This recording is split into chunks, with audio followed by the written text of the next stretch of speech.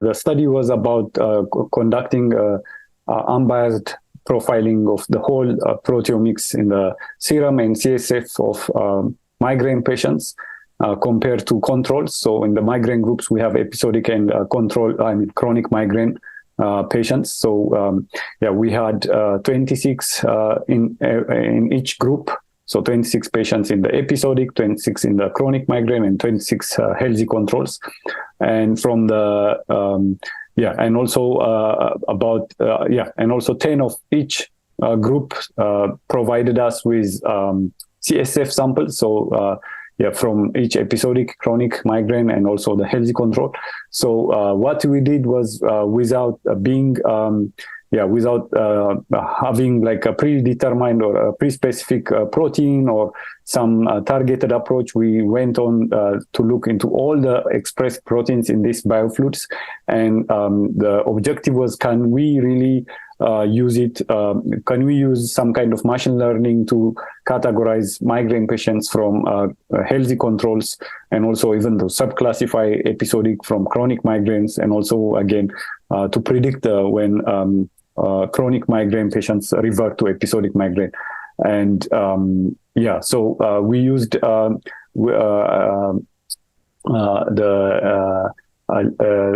LC, the liquid chromatography profiling method, a mass spectrometry, I don't exactly remember top of my head, but there was about 450 serum proteins and about 300 CSF proteins. So out of this protein, serum and CSF proteins, so the machine trains itself on 2/3 of the data set to come up with a classification criteria based on the top ranking proteins that really differentiate these three groups.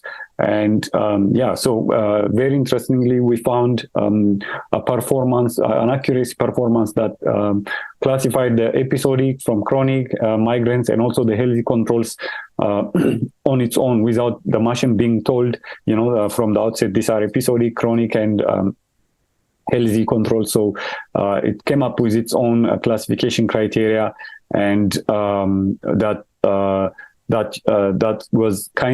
was almost 90% correlated to the frequency-based classification that we currently use.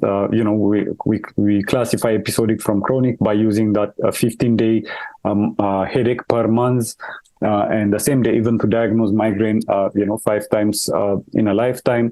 So so that was the interesting part we found. I think this is the first time where we found a massive proteomic approach lending evidence support to this frequency-based classification that has been selected on an arbitrary cutoff.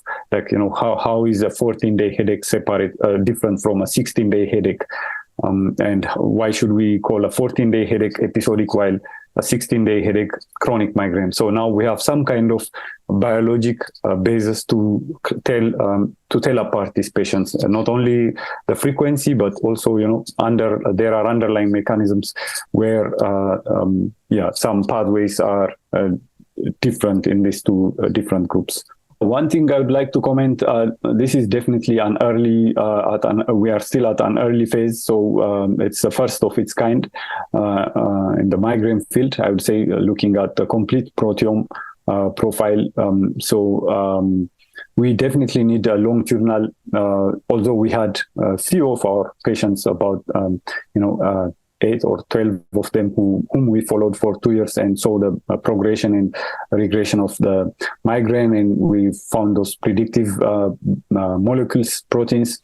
But still, we need a much better sample size and a fully powered longitudinal prospective data set for a longer time, where we can repeatedly measure these markers and have more of cause and effect analysis. Now, it's difficult to tell whether it's because the patients are having migraine that these proteins are upregulated or underregulated, or is it because the other way around? Is it because the protein expressions are different that the patients are having migraine?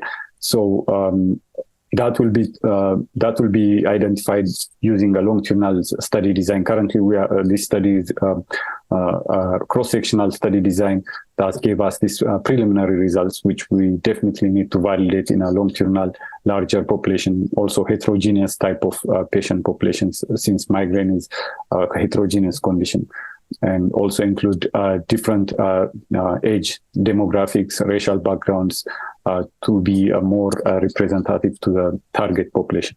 So yeah, those are the things I wanted to comment.